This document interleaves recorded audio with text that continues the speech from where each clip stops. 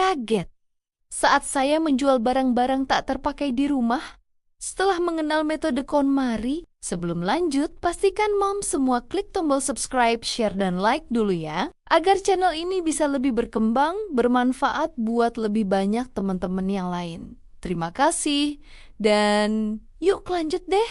Halo Moms semua.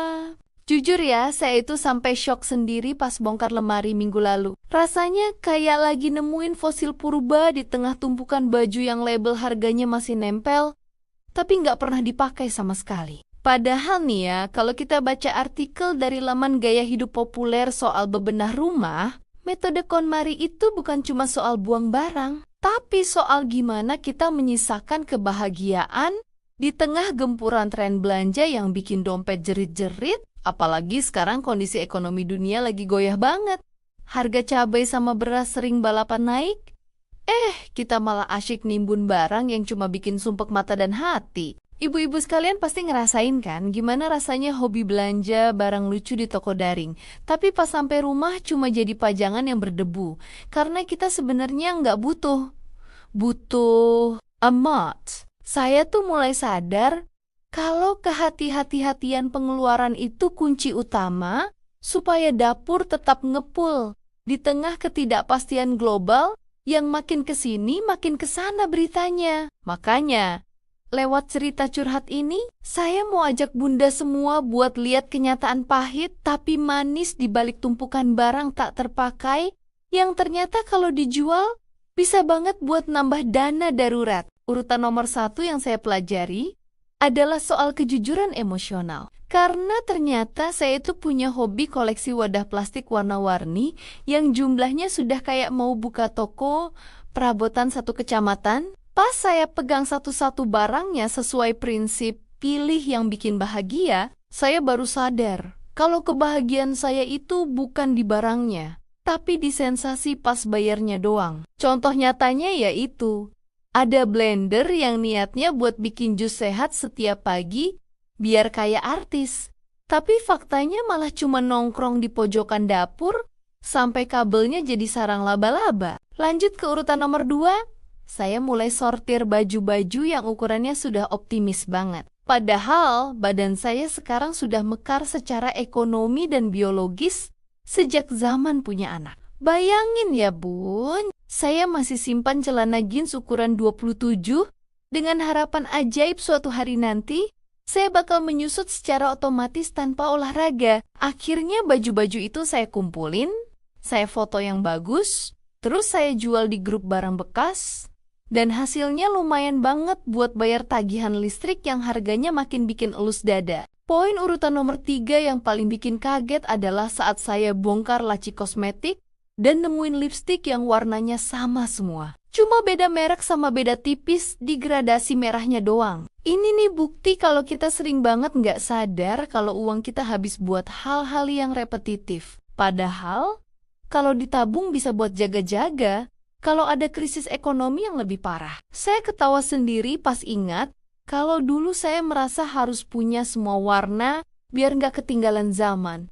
Padahal bibir saya ya cuma satu, bukan kayak lipan yang butuh banyak gincu buat gaya. Urutan nomor 4, saya beresin kategori buku dan dokumen yang numpuk sampai bikin rumah kayak gudang arsip kelurahan yang nggak terurus. Ternyata banyak banget struk belanjaan lama yang kalau dijumlahkan nominalnya bisa buat beli motor 1 unit secara tunai tanpa dicicil. Di situ saya merasa tertampar kenyataan kalau selama ini saya kurang teliti dalam mengelola aliran dana rumah tangga. Sampai-sampai hal kecil yang dianggap sepele ternyata adalah pemborosan yang luar biasa besar kalau dikumpulkan. Masuk ke urutan nomor 5, ini soal peralatan hobi yang sebenarnya cuma sebatas angan-angan. Contohnya raket badminton yang dulu dibeli dengan semangat tinggi, niatnya mau rutin olahraga, hidup lebih sehat, bahkan sempat membayangkan jadi lebih disiplin.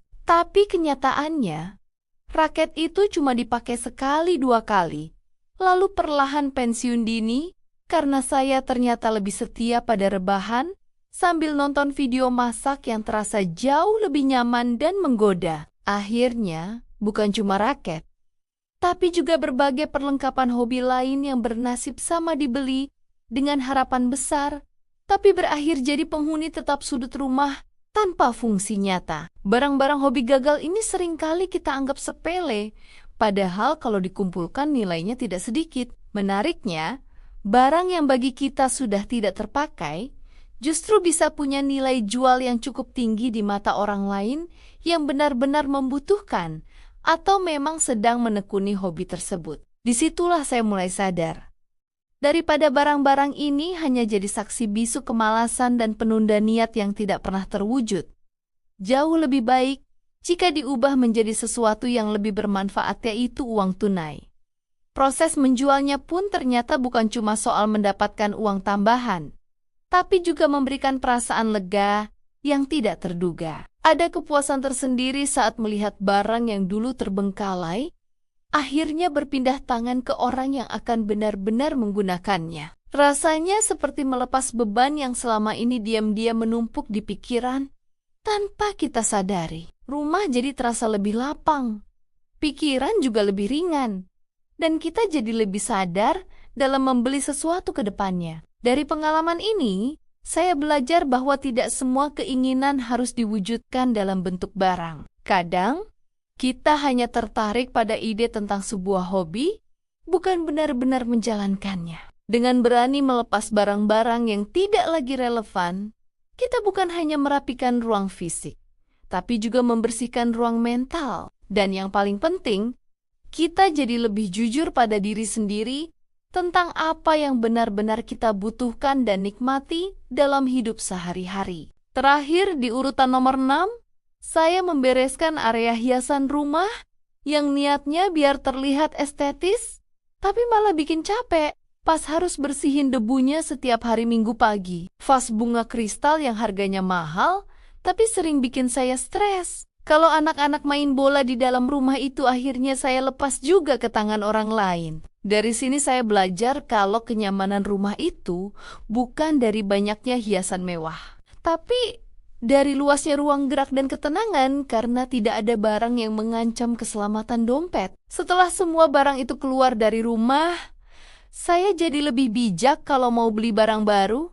Saya selalu tanya ke diri sendiri, apakah barang ini benar-benar penting atau cuma pengalih perhatian sesaat? Kita harus sadar kalau situasi finansial global sekarang gak seindah drama Korea. Jadi lebih baik uangnya disimpan buat perlindungan keluarga daripada buat beli barang yang ujung-ujungnya cuma nunggu waktu buat dijual lagi. Memang sih, awalnya berat buat ngelepas barang-barang itu, tapi setelah melihat saldo tabungan nambah dan rumah jadi lebih lega, rasanya seperti menang undian yang sangat besar. Saya yakin kalau kita semua bisa lebih teliti dan hati-hati, badai ekonomi apapun yang datang gak bakal bikin kita goyah. Karena kita sudah punya mentalitas yang benar. Mari kita jadikan momen jual barang tak terpakai ini sebagai awal buat hidup yang lebih teratur, lebih hemat, dan pastinya lebih bahagia tanpa gangguan tumpukan benda mati. Terima kasih sudah dengerin curhat panjang lebar saya. Semoga cerita ini bisa menginspirasi Bunda semua buat mulai bongkar lemari dan nemuin harta karun yang selama ini tersembunyi. Kita pasti bisa melewati masa-masa sulit ini dengan saling menguatkan dan tetap cerdas dalam mengelola setiap rupiah yang kita punya dengan penuh rasa syukur. Terima kasih Mams semua sudah menemani dan mendengarkan ceritaku sampai akhir. Sampai ketemu lagi di video-video berikutnya. Jangan lupa share video ini ke teman-teman lain ya.